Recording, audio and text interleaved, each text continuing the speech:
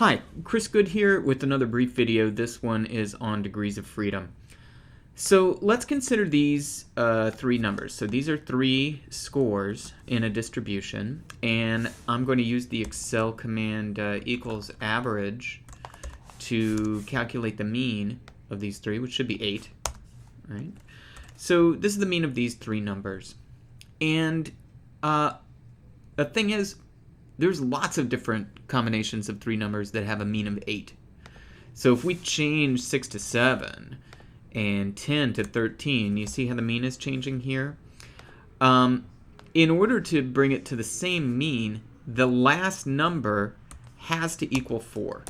That's the only number that it can be in order for the mean to remain 8. So if we go back to the original distribution of numbers with the mean of 8, these really could have any value whatsoever. But not all three of them could have any value whatsoever.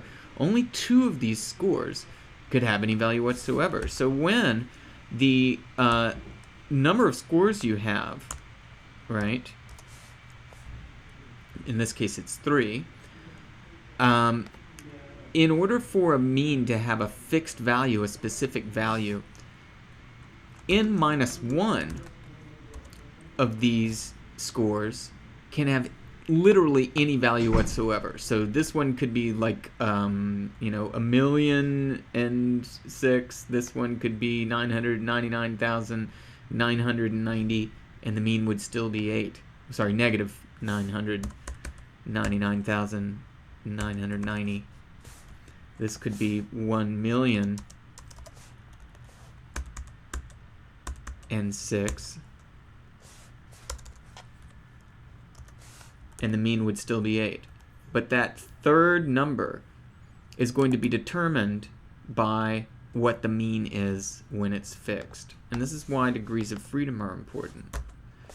So in this case where we have 2 degrees of freedom, all that means is that 2 of these 3 numbers can have any value whatsoever in order to have a mean of a particular value.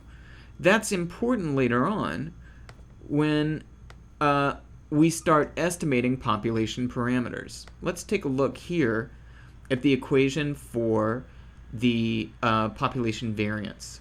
It's simply the sum of the squared deviations from the population mean over n.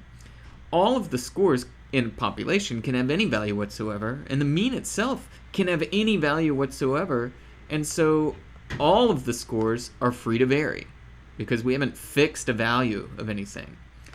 But when we're using a sample statistic, like the sample variance, we're using the sample mean. Here I've listed it as m in the sum of squares formula at the top here. This is the sum of the squared deviations of each score from the mean.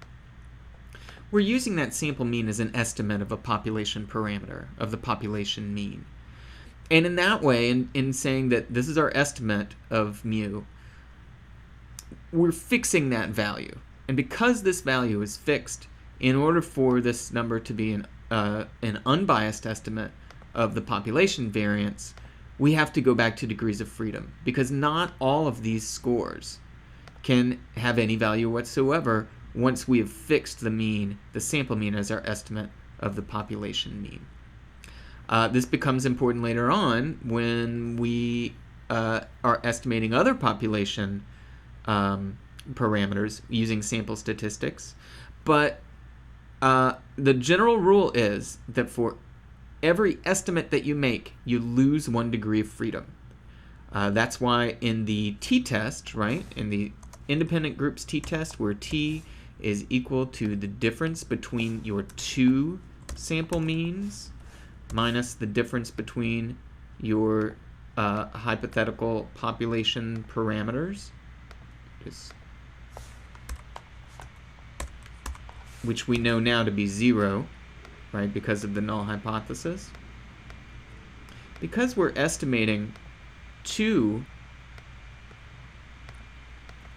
population parameters with these 2 sample statistics, we're going to lose 2 degrees of freedom. That's why the total degrees of freedom here for t is equal to the degrees of freedom for this first sample plus the degrees of freedom for the second sample, or it's the total number of scores that we're dealing with, not -1, but -2. That's df1 plus df2 is equal to n1 minus 1 plus n2 minus 1. Of course, in the t equation, all this is divided by the estimated standard error of the difference between these two means, but you knew that already. All right, that's what degrees of freedom are and why they're so important.